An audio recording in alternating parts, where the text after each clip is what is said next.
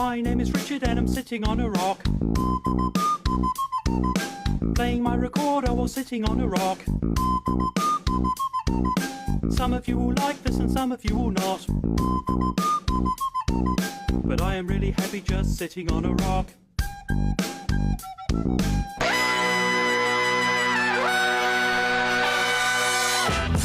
Welcome to No Dunks here on the Athletic Podcast Network. Happy Monday to you. I'm Tass Mellis. With me, it's the man in the middle, Trey Kirby. Hey-o! Hey-yo! And the man making the magic happen, as always, super producer JD. Hello. What's up, JD?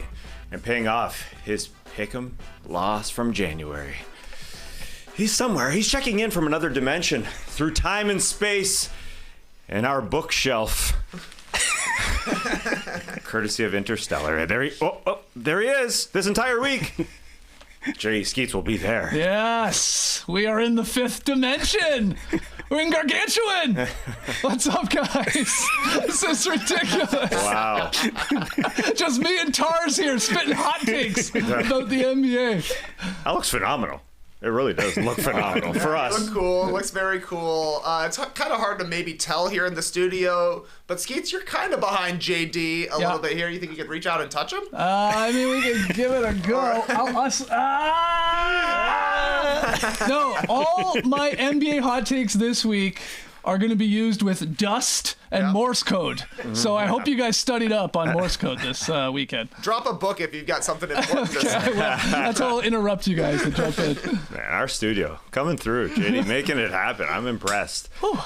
Let's get into the weekend winners and losers, starting right here with Trey, and then we'll get into the bookshelf. But let's go, Trey. Your first winner of this weekend. Winner of the weekend for me, the Golden State Warriors, basically for two reasons. Number one, Jimmy Butler's first game as a Golden State Warrior back in the United Center. Decent game for Jimmy. 25 points, 2 rebounds, 4 assists, a steal, and a block. If you want to look at some deeper numbers, 11 for 13 from the free throw line. That's the third most free throws by anybody on the Warriors this season. All 7 of his field goals in this game were in the lane, including the first play that he scored on, which is like a back cut alley-oop from Buddy Hield. Jimmy honestly just looked like Jimmy out there. He was scoring on cuts. He was driving closeouts. He was running the court. They were doing some small pick and roll stuff with him and Steph. Got a nice basket out of that. He was getting the ball down in the post.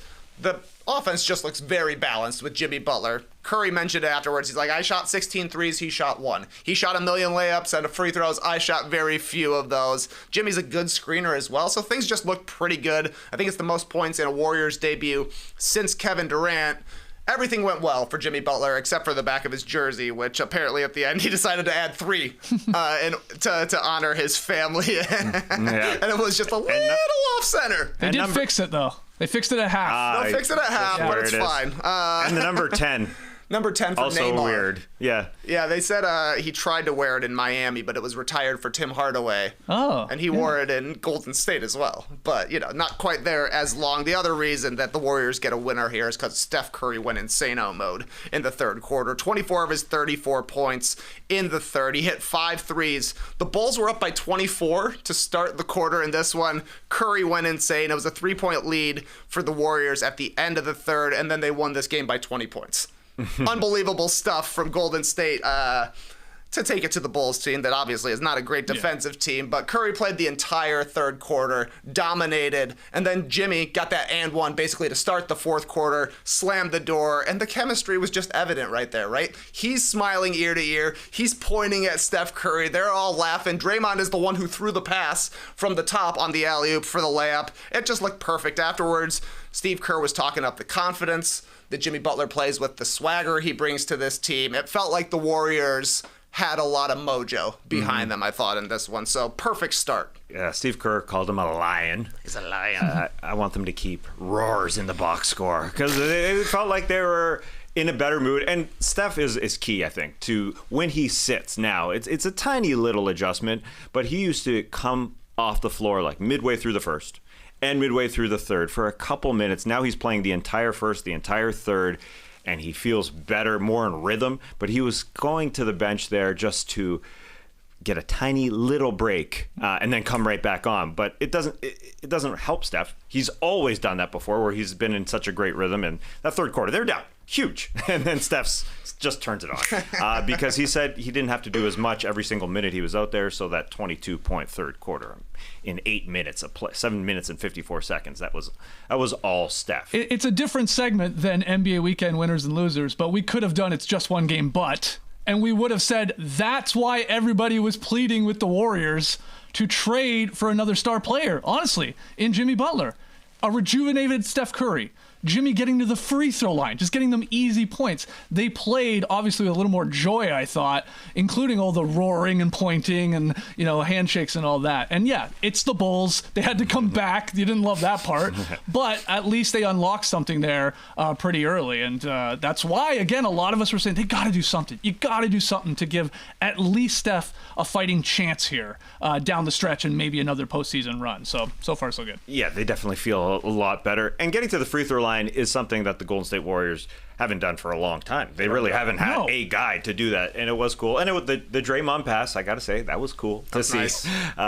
To throw it down in the post where everybody wants to see some more play. Anyway, let's go to you, Skeets.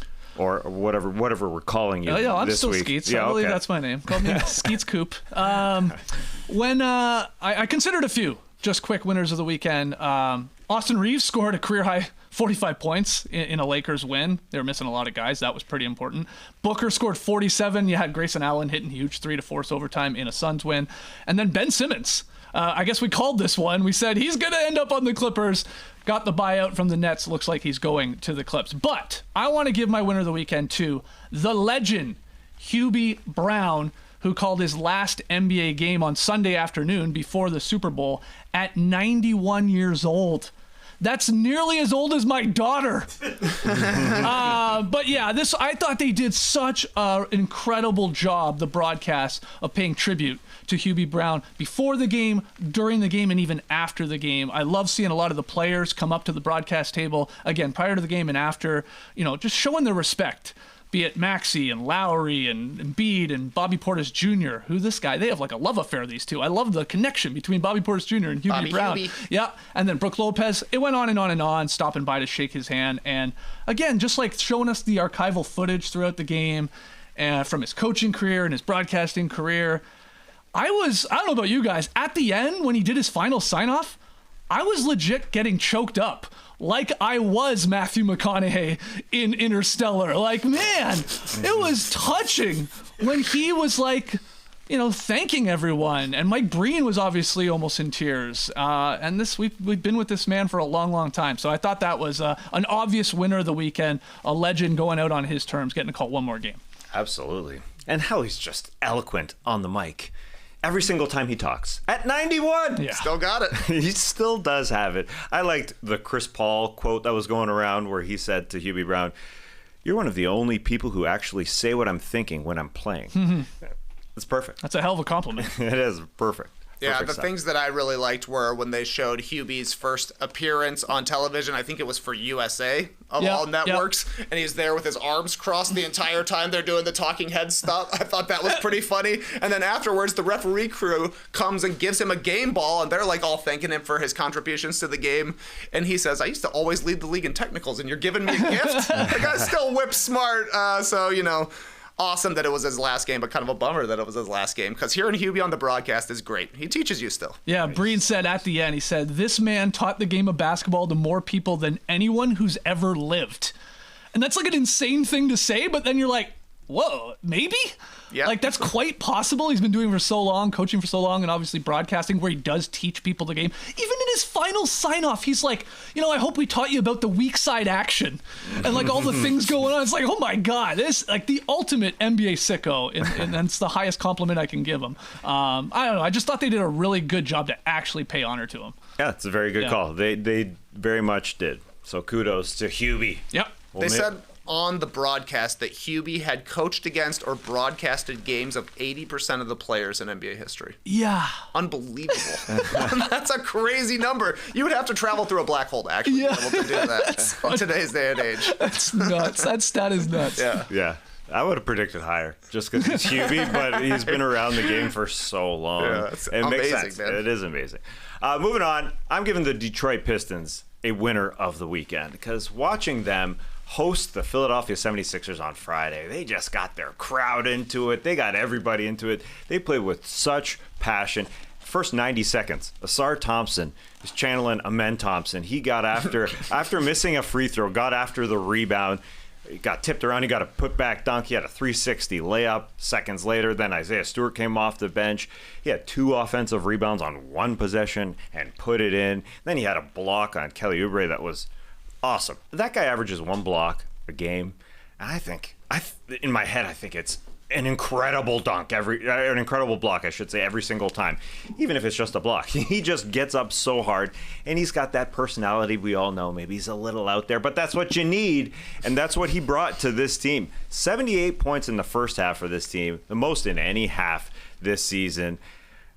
I don't know if Hubie watched it, but he probably thought, this kind of reminds me of the 80s Pistons, a little bad boy out there. They don't hit too hard, but they play hard. They had 21 offensive rebounds in the game. It's what JB Bickerstaff talked before the season. He said, we're going to try and work it hard and get after it. They did, and then Malik Beasley, he benefited from that. Yes. He was awesome. Offensive rebounds out to him. 36 points. Career high for that guy. Quentin Grimes came off the bench in his debut for the Sixers. Didn't work. He tried. He tried to guard him. It didn't work. But the arena was buzzing, and the Pistons got a tweet that they threw out right after the game that said, put us on national TV more, because they blasted the 76ers. Simone Fontecchio is the interesting choice there of the photo. Yeah. But he was contributing as well. He had a step back. Fontecchio, there was a Tobias Harris against his old team, 22 points. Paul Reed against his old team, a putback dunk. Against their old team that I don't know about this Joel Embiid, Paul George experience right here, right now. I think they should just shut it down right now. They should, because he went on ABC in their Sunday game, and Lisa Salters reported that Joel Embiid's probably going to have surgery this offseason. It's going to take a long time for him to recover. What is the point of doing this here over and over and over again? If you have surgery now, I think he comes back next year and there's better vibes around this team, because right now it's literally, what are they going to do into the playoffs? They're not going to beat anybody. They're not. They're going to be a first-round bounce, that's for sure. It'd be cool if they could make it to the playoffs. The Bulls have lost like 11 of 14, and they're still in the 10th seed. Philadelphia cannot catch the Chicago Bulls, who stink. Yeah. But Philadelphia is somehow worse. But for the Pistons, like Malik Beasley, you mentioned 36 points, 9 of 19 from 3. Awesome numbers there, but he should be in the mix, I think, for 6th man of the year. Obviously got the start in the win against Philadelphia. Went back to the bench with Cade returning on Sunday, but he's been really good for them, getting the spot start here and then usually off the bench. I think he's in the mix. And then Asar Thompson, you mentioned, has been on Amen Thompson lately. He's really turned it on, I think, in the month of February. 14 points a game, 7 boards. His season was kind of derailed at the start of the year because of his blood clot issues, but he's been out on the court basically since the calendar year turned over to 2025, and he's been a really big contributor, played well on Friday and on Sunday. Do we think JB Bickerstaff should be the coach of the year favorite at this point now, too, considering what happened to the Magic sort of falling off? You know, obviously they got guys back, but sort of hit that slide, and maybe Jamal Mosley sort of lost control of that award. Like, JB has done an incredible job with this team. I think he's on the short list. I don't know if you have him as a favorite. He's on the short list. I think Kenny Atkinson would still be the guy. Kenny, yeah, that's a good point. It's a fun list. Yeah, he is definitely. But, I mean, honestly, like, that's the great coaching swap. Monty Williams gets to go to the beach, spend $100 million. He's loving it. JB Bickerstaff is loving it in Detroit. And Cleveland is very happy with Kenny Atkinson as well. It all worked out. Yeah, that win on Friday without Cade Cunningham. I didn't even mention that Cade wasn't playing. And Embiid, Paul George, Maxey are playing for the Sixers. They romped them. And then on Sunday, Cade came back, and they came out with a blowout win over the Charlotte Hornets. They dropped 39 in the first quarter after dropping 42 in the first quarter against Philly. And here are some people who didn't play in this game. No LaMelo. Dennis Schroeder came back. He played. He made his first appearance, I should say, for the Pistons since the trade. Yusuf Nurkic did not play for the Hornets. That's a weird one. I mean, he was traded there. Moussa Diabate played, signed a 3-year contract over the weekend. I don't know if Yusuf Nurkic ever plays for the Charlotte Hornets? I'm not sure. I mean, maybe because they want to trade him, but they've got Diabate. Now they've got Mark Williams back, which we'll get into later in this show. That's a weird situation. With Sar Thompson again, dropping 16 and 8, 4 assists and 2 steals after on Friday, 14, 8 and 6. Tobias Harris, 20 points. Back-to-back 20-point games for Tobias Harris. They're 6th in the Eastern Conference. It's going to be a fun race in the stretch here for just that area because it's them and the Heat and the Magic sort of 5, 6, 7 right now. But with the Bucks and losing Giannis for a few games, they're currently 5th, but the Pistons are chasing them. All right, moving on. Your next winner of the weekend, Trey. Second round of winners. I got to go with the Oklahoma City Thunder. They got Chet Holmgren back on Friday against the Raptors. It was his first game since November 10th. Had a pelvic fracture. Sounds disgusting. Very painful. Only 22 minutes for Chet. Offensively, 4 points, 5 rebounds, but the defensive end was huge. 2 steals, 4 blocks. I think all of them were highlights, including the last one on Scotty Barnes where he went roof, volleyball mode as Scotty went baseline trying to throw it down. Chet, two-hander. I thought he was moving well. They started him alongside Isaiah Hartenstein. They were putting these guys in actions. You saw Hartenstein setting pin-down screens for Chet to come and curl around and get into his stuff. But more importantly, the Raptors only scored 34 points in the paint against the Thunder on Friday night. They averaged 54. This is a team that likes to score inside, but good luck getting inside against an aggressive perimeter defense that now has Chet and Isaiah Hartenstein hanging out at the rim.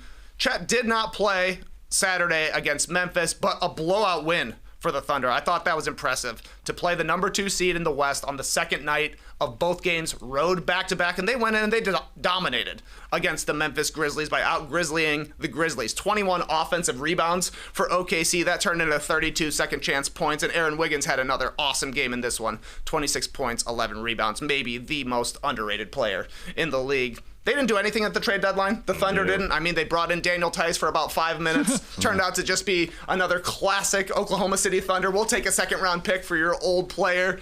But they've got 5 straight wins. They're 7.5 games up on Memphis right now. So the 1 seed is done in the Western Conference. They're only a half game up on Cleveland, who has kept pace, even though OKC has never once faltered here. But they're the best team in basketball. I think the Thunder are. And they got better without making a trade because Chet Holmgren came back. He looked pretty good. He's going to play more as time goes on. First game, Scotty Barnes tries to crown him. And he said no. I mean, he did a great job on both ends. He also guarded from the 3-point line and was able to block Jonathan Mobo.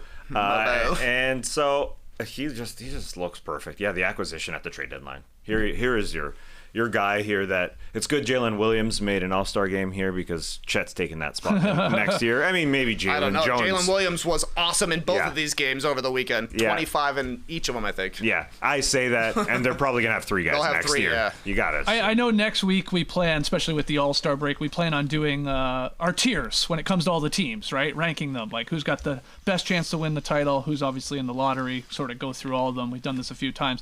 I'm fascinated to see, like, do we include any other team in the Western Conference in that A tier along with OKC? Because they do feel sort of like another level up than everybody, at least out West. Different in the East. Obviously, the Celtics still in the mix. Depends how you feel about the Cavs. But, man, they just seem so much better. Now that they have Chet back, I watched that Raps game. It's like, this is unreal. Like, I don't see a team beating them 4 out of 7 games, if they're fully healthy. And I know they have the whole youth thing and all that, but it's not like going to be their first dance in this. Like, they've had some, obviously, playoff experience, a little bit at least. So they just look awesome. They absolutely do. Yeah, you got to think. Last year's experience, losing in the second round to Dallas there, it's got to give them confidence. We shall see. Yeah, I mean, they're going to be good in the playoffs, absolutely. The question will be offensively, because the defense is going to be just as good as it is during the regular season. I think Jokic could maybe give him trouble. This guy had an incredible game over the weekend. Could have been a winner of the weekend. He went 11 for 13 from the field. His 2 misses were a 3-quarter court heave and a shot where he missed, grabbed the rebound, and put it in. The guy is unstoppable, but guess what? Against the Timberwolves last year, they had 2 bigs. They used one guy on him, and they used a roamer. That's probably what OKC would do if they meet up as well. I imagine it'd probably be Hartenstein as the guy taking the bumps from Jokic, and then Chet is kind of hanging out by the rim trying to make plays. But yeah, I mean, OKC is clearly ahead of everybody right now in the Western Conference, especially when you look at like the 2 and 4 seed are Memphis and Houston. younger teams who are trying to figure out how to win in the playoffs. So yeah, only one playoff series win at this point for OKC, but they'll get at least one more and probably several more come May and June. Mm-hmm. That's totally true. And then you mentioned, Memphis and Houston are young, and then the oldies, like the Lakers, they can't even trade for a center. And you mentioned Daniel Tice. Daniel Tice is going to be their starting center. Just a random guess, but maybe. They're so desperate for a center. Anyways, moving on. Skeets, your next winner of the weekend. Well, we know the field for some of these all-star Saturday night competitions, especially when it comes to the three-point contest. We hadn't known a single guy in this thing, but the league told us over the weekend. That's not bad. No Malik Beasley, which is maybe a little shocking because that guy, like you just said, hit 9 and has been on fire all year. But Damian Lillard will aim to join Larry Bird and Craig Hodges as the only players to win a trio of three-point contest trophies. But 7 guys stand in his way. You got All-Stars Jalen Brunson. Cade Cunningham is the Pistons representative there. Darius Garland, Tyler Hero. And then other 3 shooters. Buddy Hield, who's been in this a few times. I think this is his 4th time competing. He did win it in 2020. And we got Cam Johnson and Stormin' Norman Powell gets in there. So pretty obviously, they generally do a pretty good job of getting all-stars in this because it's a lower ask for these guys, lower lift for their all-star weekend. And it always delivers. It's always good. Yeah, usually. So pretty good field. I like that we have the Dame. The Chiefs couldn't do it. Can Damian Lillard do it and join Bird and Hodges with the three-peat there? We'll see. Damian Lillard has won the last 2 3-point contests? Yeah, that's correct. Yeah. Yep. I'll tell you what he beat. He beat last year. He beat Trae Young and Cat, I think, in the finals. And there was some tiebreaker situation that he was, he got past. And then the year before that, he took down 2 Pacers, Tyrese Halliburton and Buddy Hield, in the finals. So he's going for 3 in a row. Yeah, he took out Buddy in Utah because he was there and got interviewed because he had played college close there. And that's true. Yeah, so that was all cool for him. Yep. And Buddy almost won his second. It is something you forget that Buddy won in 2020. In Chicago, yeah. A long time ago. But Buddy's a good one. Buddy's a good pick. Do you guys have a favorite right now? I know we'll make our predictions on Friday's Drop podcast, but who do you got? I gotta analyze their shooting strokes because I want to cheer for Norm Powell, but he jumps a lot on his 3-pointer, so I'm not totally sure if I'm convinced on him. Can't take the jumpers. I'll probably go Tyler Hero. Okay. Yeah. Tess? I don't like guys who I don't see Jalen Brunson taking the ball off the rack and being great at it. I don't know why. He's not a rack man. He's done this too. I think this is his second go. Yeah. I'm gonna go Buddy. He just gets in a lane, gets in that zone. He gets hot. Yeah. Only 2 players have hit over 200 3-pointers this season, and they're both not in this. Yeah, it's weird. No Anthony Edwards. Yeah, Anthony Edwards and Malik Beasley, as we just talked about, has over 200. But I think the best shooter when you look at just percentage, unless it changed. No, I don't believe it changed. Not a lot of games on Sunday. Darius Garland at 43%, so maybe he's a sneaky pick. He's got a tight stroke, too. He does. Real tight stroke. So anyway, should be good. We also know the skills challenge field. You guys hyped? No. Yeah, all right. Wemby's in it. We have 4 teams of 2 competing. Yeah, we have... see if this makes sense. We have Team Cavs, okay, Donovan Mitchell and Mobley. Team Rooks, Richache of the Hawks and Alex Sarr of the Wizards, so 1-2. And then Team Spurs, Tassis Pump, Chris Paul, Victor Wembanyama. And then Team Warriors. They somehow convinced Draymond Green to do this.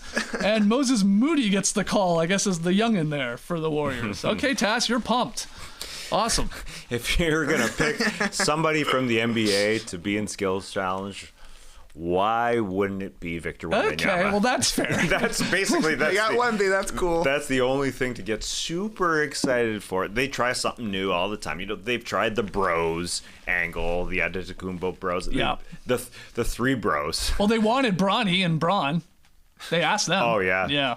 Yeah. They said no. I assume LeBron said no. You think it was LeBron? Has he ever done a skills challenge? I don't think so. It would have only possibly gone as a rookie, but man, Draymond and Moses Moody? That's the weird one. It's very odd. Yeah. We'll see. And I guess it's going to be a little different too, because now it's teams of 2, although I guess we've done that too. I don't know. I can't keep track. I know we've done teams of 3 before. Yeah. But anyway. Yeah, that must have been the Draymond Moses Moody must have been the Bronny lane.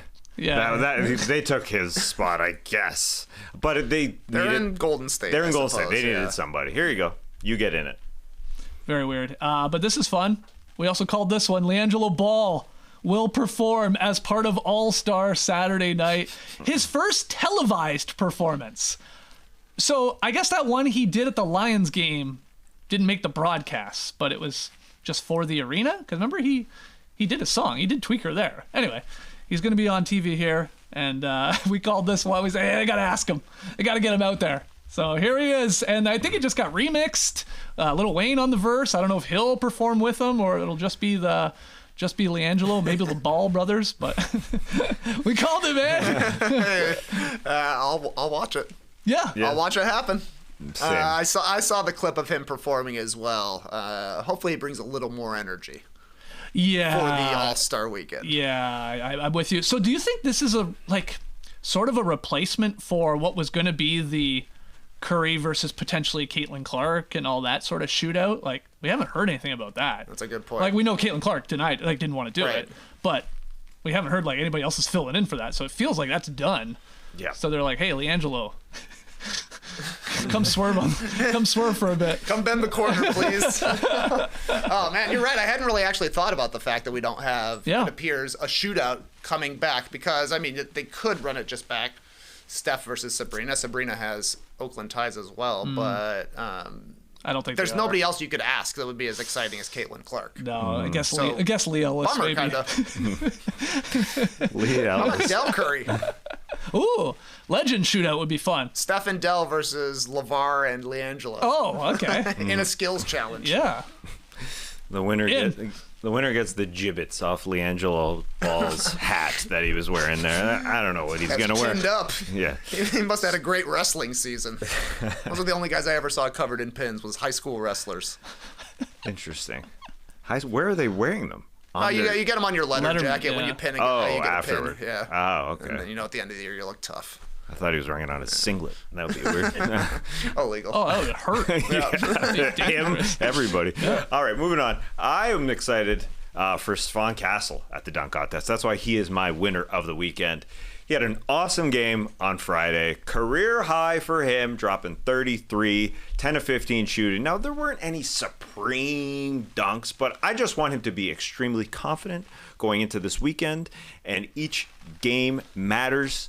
He had a floater, he had a three, he had a Euro step. I think he's got the sickest Euro step in the game. It's so herky and jerky. Do it during the dunk contest. I mean, I don't know. I don't know how you're going to do it, what you're going to do it with, but he had a nice alley-oop. He just looked so good doing everything out there. And then versus the Magic on Sunday, after beating Charlotte on Friday, he wasn't as good as on Friday where he had that career high, but he was trying everything. And that's why I think his confidence is at a high level. That's why I'm taking him. I'm taking him over Mac, over Andre Jackson, or Matas Buzelis. He tried a push shot with his left hand for no reason. But a Rook doing that is super cool. He won't be scared for the moment, I don't think. He broke Wendell Carter's ankles going through his legs. He just looks like he's ready for this Saturday when I'm just trying to get hyped for a skills challenge and a three-point contest and a dunk contest with the youngies. Super young guys. Yeah, so. Castle's actually been awesome, particularly dunking since he got announced as a dunk guy. Had a couple of nice ones against the Hawks when they played down here. Unfortunately for the Spurs, they lost 2 games this weekend by a single point. Yeah.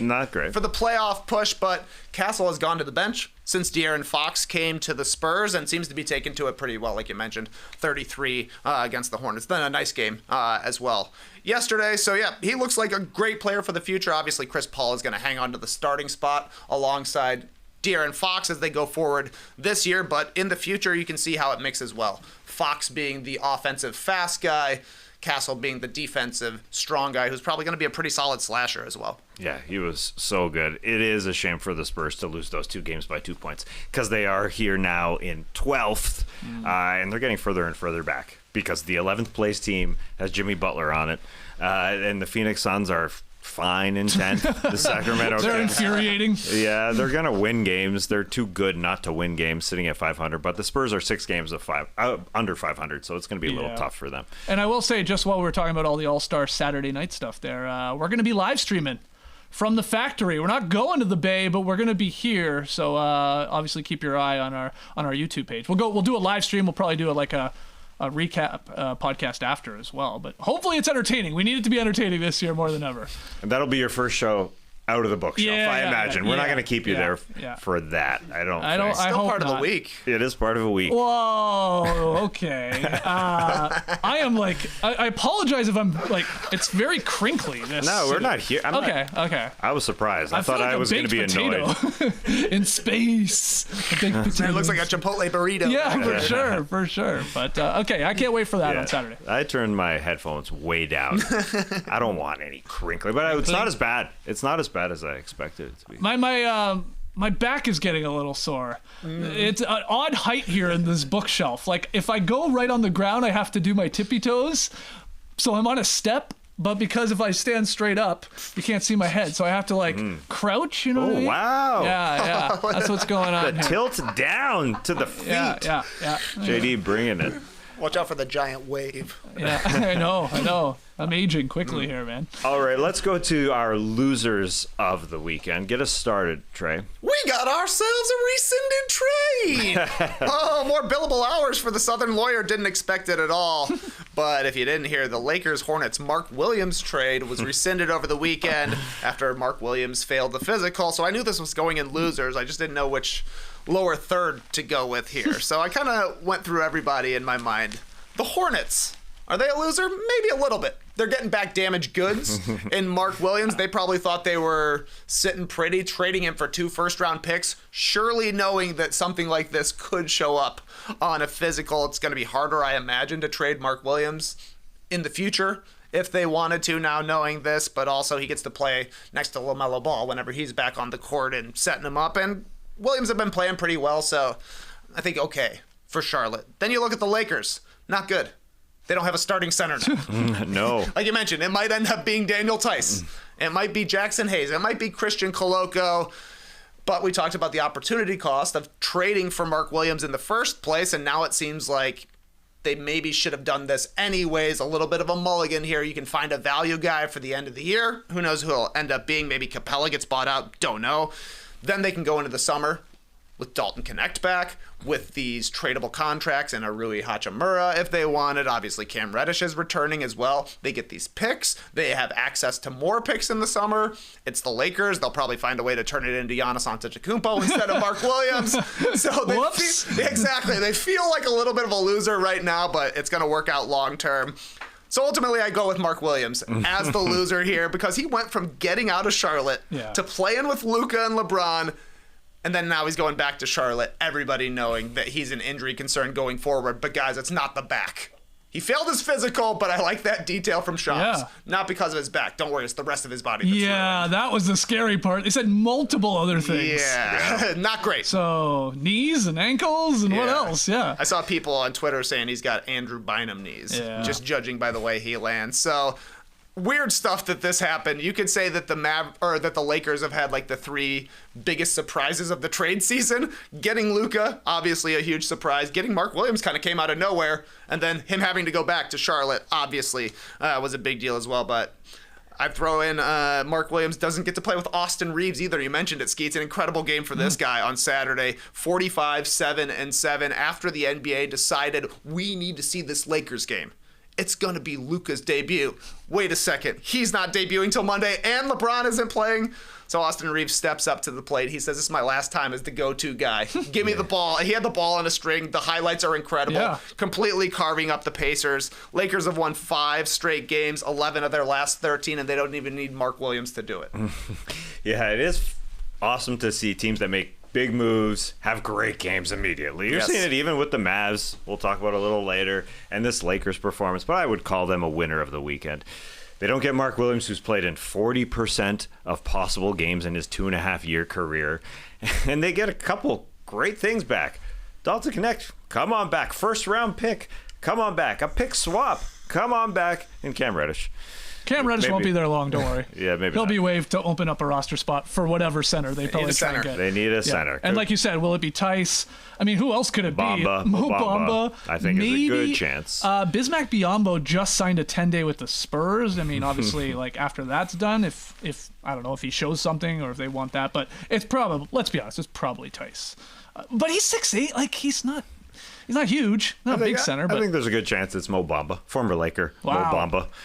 But they can't sign anyone expensive. They can't sign any No. bio players who were previously making more than the mid-level exception. Right. So it's going to be a cheapie. Capella out then. Yeah, Yes, Capella. good right. point. Yeah, Good point. if they buy out Clint Capella. Is there another one out there? I got to Mo Bamba and Daniel Tice. And that's Stop it. it. Could they do it, man? Could they do it? Koloko. Dwight Howard, come on down. Oh, diggity. JaVale McGee's playing in Puerto JaVale Rico. McGee, come on down. Yeah. We're running 2020 back. Yeah. I need to know. Kareem, come on down.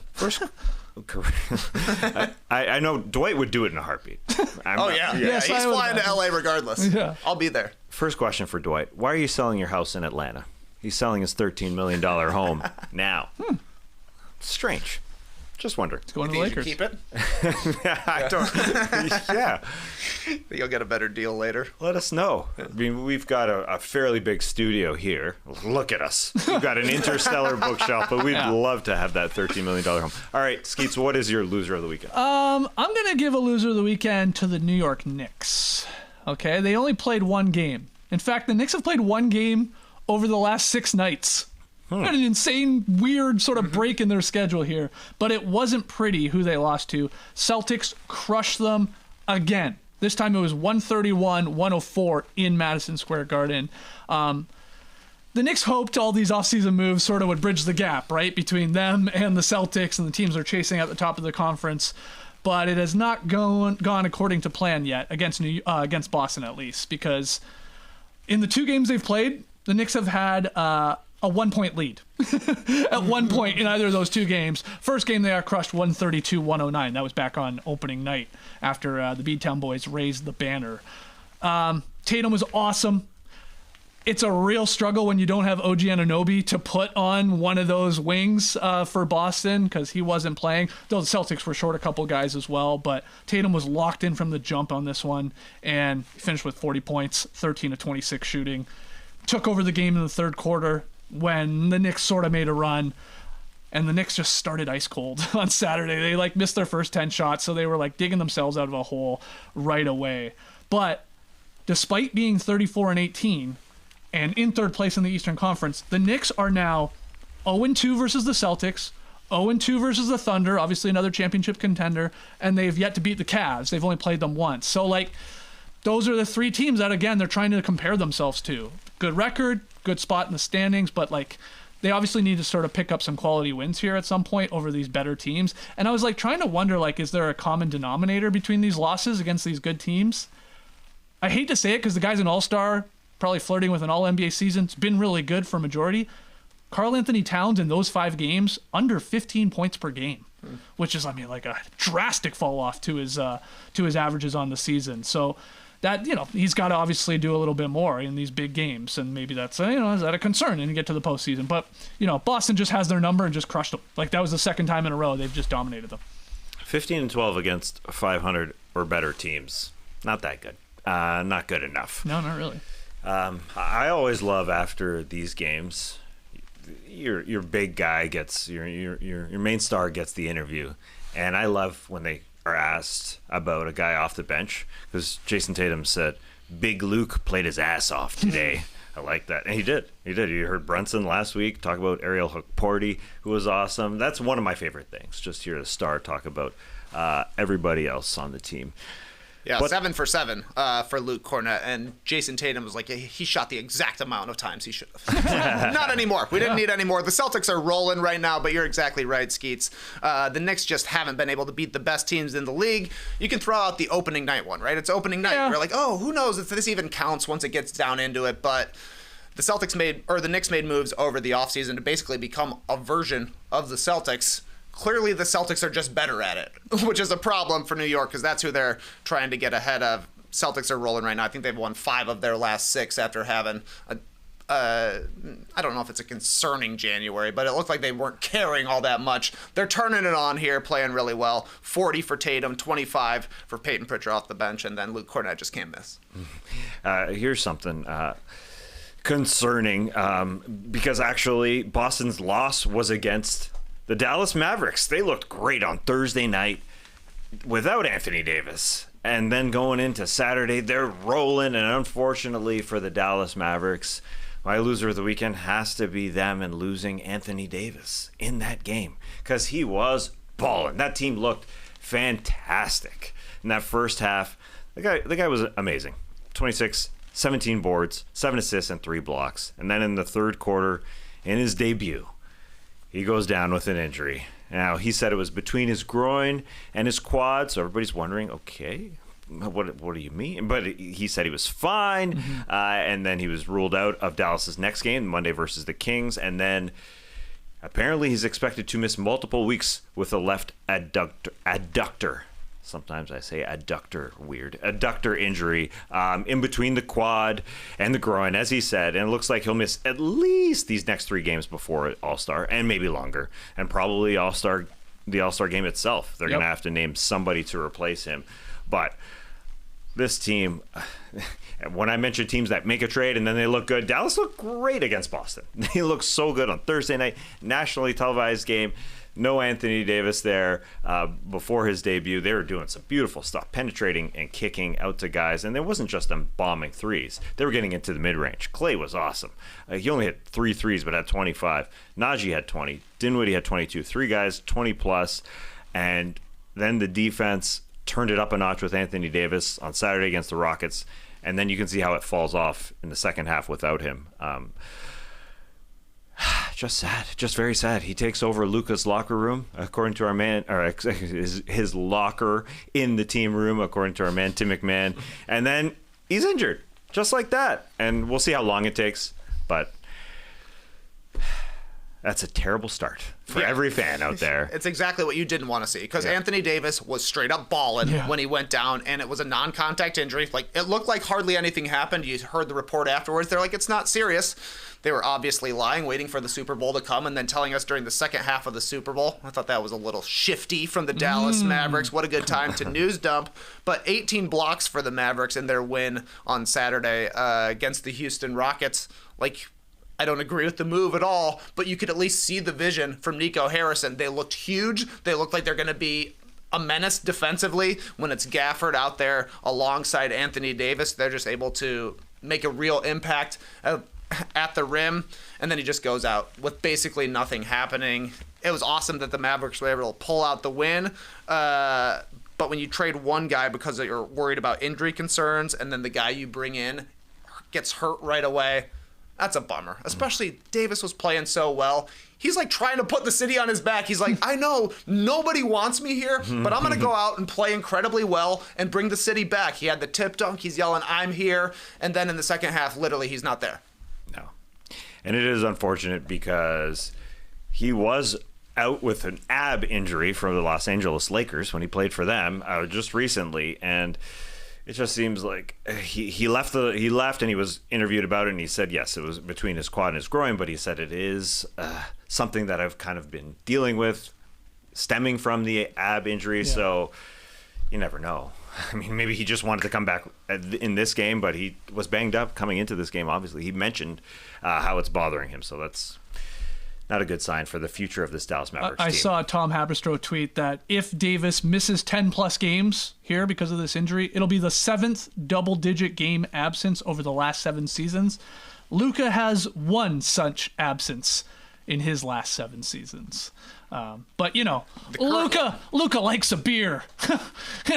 Kill a guy, man. Insane. Just really, really bad, unfortunate injury here to AD, who last year was healthy, but obviously when you look at the totality of his career, this does happen to the guy. It's just, you had PJ Washington also twisting an ankle. They're saying he might return tonight, and Kyrie Irving also has a back issue. I mean, this team is, obviously Derek Lively's out for a good chunk of time. Like, they're losing guys here, but they traded the guy that was injured, but who generally played all the time.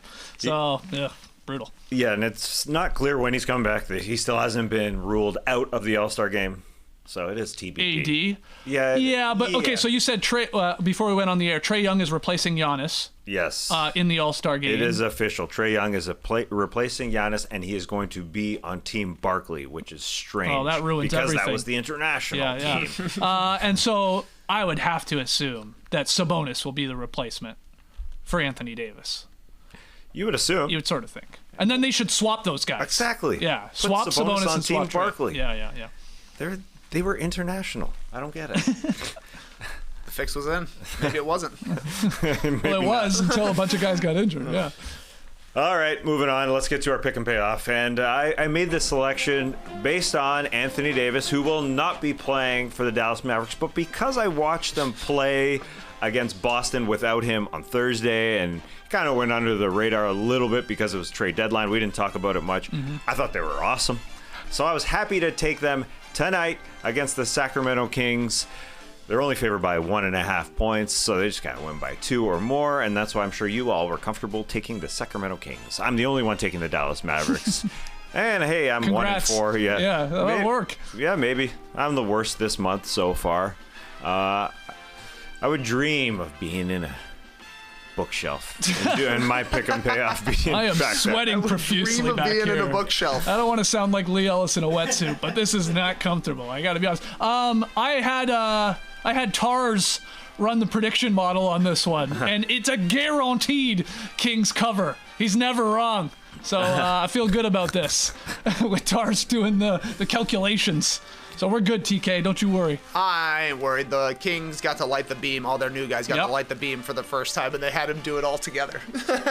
Obviously not a home game for Sacramento, but they got a nice win against the Pelicans over the weekend, even though Zion Williamson had an incredible game in that one. So let's see if the Kings can do it again. We'll see. We'll see. The Mavs played so good. Their offense was just so good against Boston. I think they'll be fine against the Kings. Max Christie's been great. He has been so good. People are calling it the Max Christie trade now. He's the only guy playing.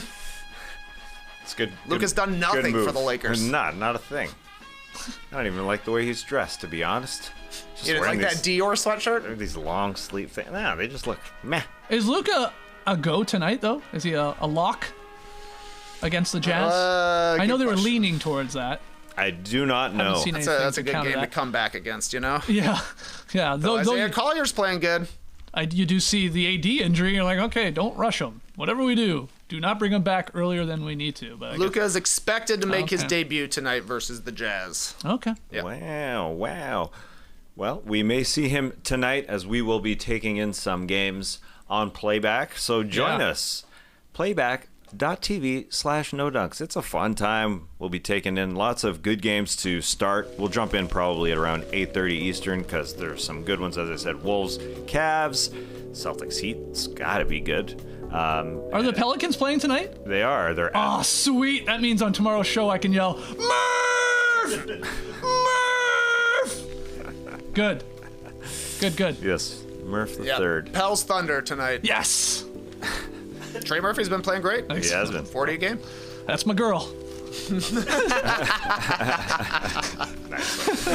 Nice one. Yeah, Skeets will be back tomorrow in the bookshelf. Yeah, I don't have to On the do shelf. playback tonight from here. Okay, good. Let's hope not. We will see you tomorrow. But for now, Clipper Bros. You heard it here first. Have a great time. Turn up. Love you guys. Awesome. Thanks for joining us, and remember, the Philadelphia Eagles are Super Bowl champions. Blowout City. Climb the poles. Grease them up. Fall down the poles. Those were Go Birds. those Go were Birds! Go Birds! Fly, Eagle, Fly. Man's crinkly back there. See you tomorrow, everybody. Doing the bird flap.